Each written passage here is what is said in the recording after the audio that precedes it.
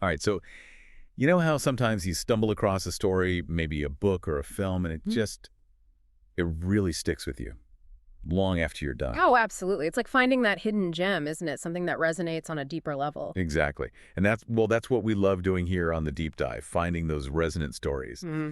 And today we're doing just that. We're taking you behind the slate, as we're calling it, for a really powerful movie script. It's titled Silence as the Smoke Settles. Yeah, and this one, it's not just a well-written script. It's quite profound, actually. It digs into memory, trauma, those quiet battles people face, especially later on. Right. So our mission today is pretty straightforward. We've got the script itself, some really insightful notes from the author, Jason Wright, info on his studio, Playtime Studio, yeah. and we're going to pull all that together. We want to give you a shortcut, really, to understanding what makes this script tick, its themes, how it might look and feel on screen. So basically exploring the core story, how it's told, and, imagining its journey to the cinema. Precisely. So let's dive in. At its heart, Silence as the Smoke Settles is about Johnny Kometic. He's a Vietnam vet, probably late 50s, maybe early 60s, Mm-hmm. and he's in a nursing home. Mm.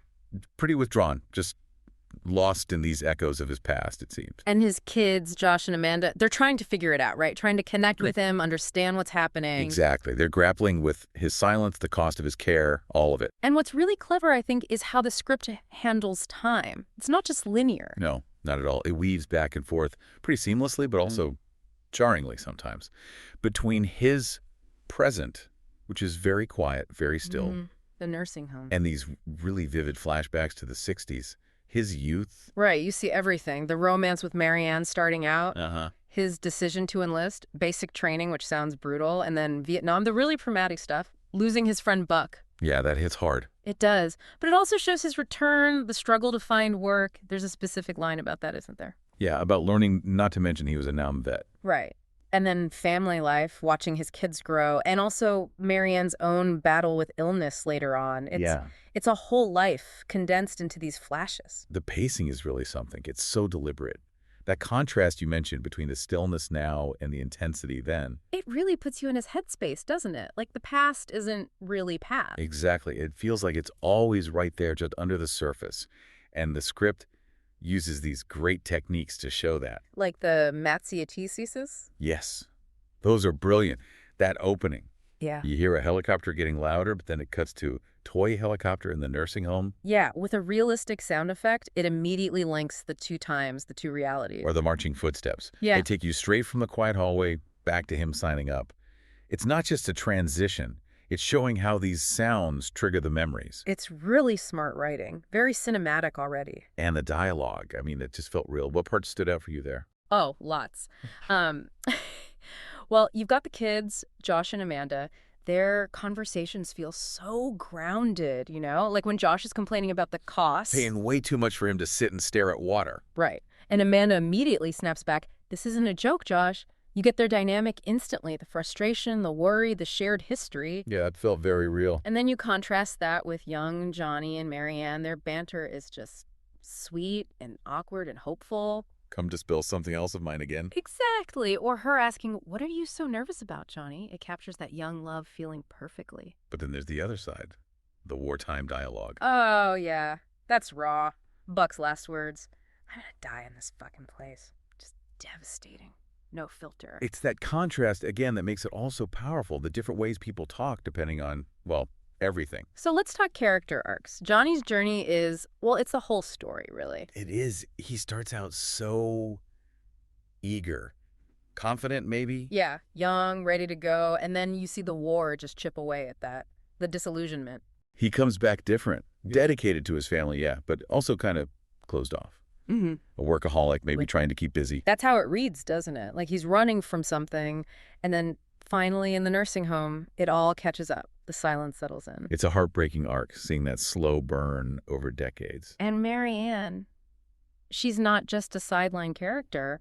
Her journey is crucial, too. Absolutely. From that independent young woman Mm-hmm. to this incredibly strong, supportive wife, Mm-hmm. even facing her own health problems, her Mhm. resilience is just, Wow, She's the anchor, isn't she? Through his silence after the war, through everything, her strength is incredible. It shows that the war impacts everyone, even back home. definitely. Yeah. And Buck, of course. Yeah.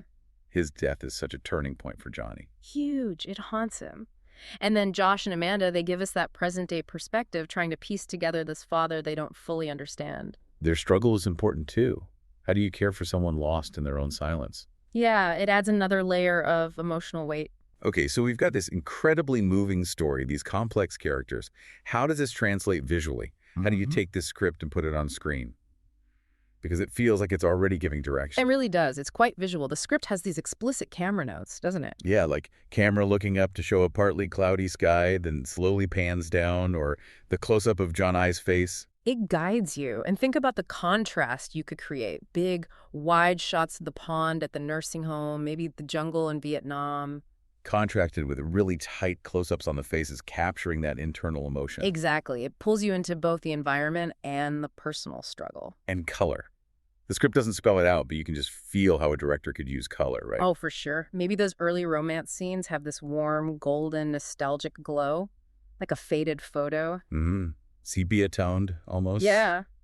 And then Vietnam could be really desaturated, gritty, maybe almost black and white in moments, just harsh. And the nursing home. Mm. Maybe sterile, muted blues and grays, Mm. reflecting that quietness, that lack of distraction. Totally. The colors could tell their own story, mapping his emotional journey visually. And the sound. Oh man, the sound design is practically screaming off the page. It really is. It's not just background noise, it's integral. That helicopter sound growing louder. The toy helicopter sound effect. The bugle horn suddenly blaring. The ringing and gunshots in the battle scenes. That whistling sound of the mortars coming in. Terrifying. It puts you right there. But also the absence of sound, the silence. Right. The title. That silence in the nursing home could be almost deafening, couldn't it?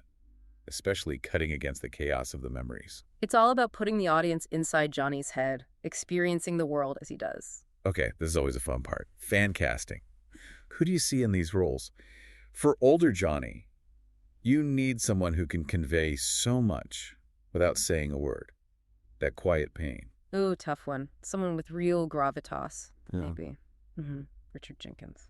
Or Stephen Lang. They have that intensity, that stillness. Ooh, good calls. I was thinking maybe like a Tommy Lee Jones, that kind of weathered presence. Yeah, that works too. And for young Johnny, you need that initial spark, but also the ability to show the trauma taking hold. Tricky. Maybe someone like, Jeremy Allen White. He's got that intensity. Or maybe Austin Butler. Jeremy Allen White is a great shout. He can do both vulnerable and tough. Yeah, I could see that. And Marianne. She needs warmth, Yes, resilience. absolutely. Across different ages, too. Maybe. Saoirse Ronan for the younger years. And someone like Suar. Laura Linney for when she's older, facing her illness. I like Saoirse Ronan. Or maybe Jessie Buckley. She has that incredible emotional range. Jessie Buckley would be amazing. Yes. And for Buck, he needs to be charming, someone you instantly connect with, so his loss feels huge. Yeah, crucial casting. Maybe someone like Soares Poulter. Or Barry Keoghan, though he might be intense for Buck. Maybe someone a bit warmer. Glenn Powell. He's got charisma, but can do drama, too. The chemistry between him and young Johnny would be key. Yeah, absolutely critical. Okay, so thinking beyond the casting, let's talk about why this script feels important now. And the writer, Jason Wright, his connection is, well, it's incredibly personal. It really is. He actually started writing this back in 2018. It was an homage to his father. Right. And his father sadly passed away in 2020 from cancer that was linked to Agent Orange exposure in Vietnam. Wow.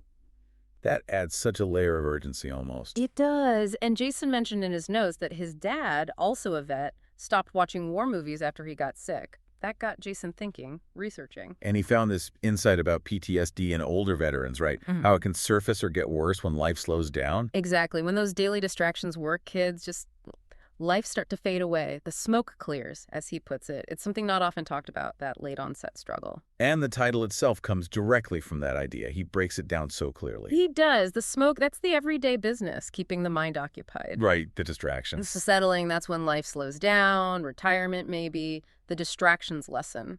And the silence. That's the PTSD battle resurfacing in that quiet space. When there's nothing left to keep the memories down. It's such a powerful metaphor. It really is. And that focus is what makes the script feel unique, I think. It's not just another war story. It's about the long, long shadow it casts decades later. And it handles it with such empathy. It's unflinching, but never judgmental. Based on true events, too. He interviewed other vets, incorporated their story. Yeah, that authenticity comes through. And speaking of Jason Wright, we should mention his studio, Playtime Studio. He co-owns it. Right? He's not just a writer. He's got this whole creative and technical background. Totally. He's from Perry, Oklahoma, written other books too.